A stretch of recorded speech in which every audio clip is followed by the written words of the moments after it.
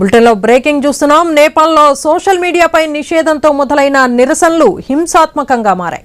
కాఠ్మండూలోని parliament, ప్రధాని నివాసాలపైన దాడులు చేశారు. ఆందోళనకారులు పెద్ద ఎత్తున నిరసనలకు పాల్పడుతున్న సమయంలో భారత్కు చెందిన ఓ మహిళ మృతి చెందింది.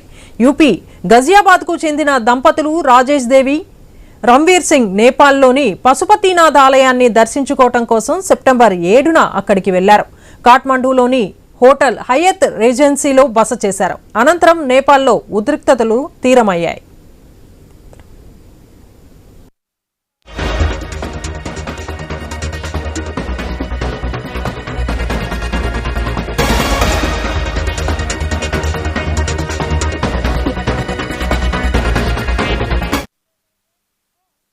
సెప్టెంబర్ 9న రాత్రి సమయంలో నిరసనకారులు వీరు ఉంటున్న హోటల్ను చుట్టుముట్టి నిప్పంటించారు. మంటలను ఆర్పడానికి అగ్నిమాపక బృందాలు ప్రయత్నించినప్పటికీ పరిస్థితులు చేయి దాటడంతో ఆ మంటల నుంచి తప్పించుకునేందుకు మరికొందరు వ్యక్తులతో పాటు భారతీయ జంట 4వ అంతస్తు నుంచి కిందకు దూకింది. ఈ ఘటనలో భార్య మృతి చెందగా భర్తకు తీవ్ర గాయాలయ్యాయి. రామ్వీర్ను సహాయక శిబిరానికి తరలించినట్లు అధికారులు పేర్కొన్నారు.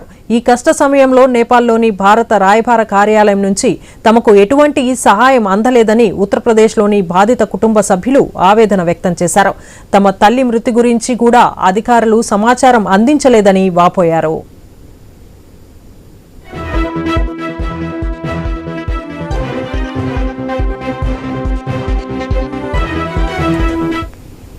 నేపాల్లో ప్రారంభమైన ఘర్షణల కారణంగా ఇప్పటి వరకు మరణించిన వారి సంఖ్య 34కు చేరుకుంది.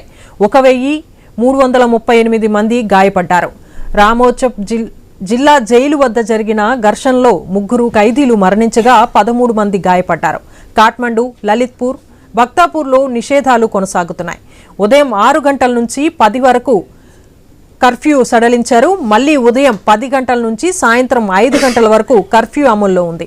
5 నుంచి 7 వరకు ఉపశమనం కల్పించిన పోలీసులు, అధికారులు మళ్లీ రాత్రి 7 నుంచి ఉదయం 6 గంటల వరకు ఆంక్షలు విధించారు. ప్రస్తుతం దేశమంతటా ప్రశాంతత వాతావరణం నెలకొంది.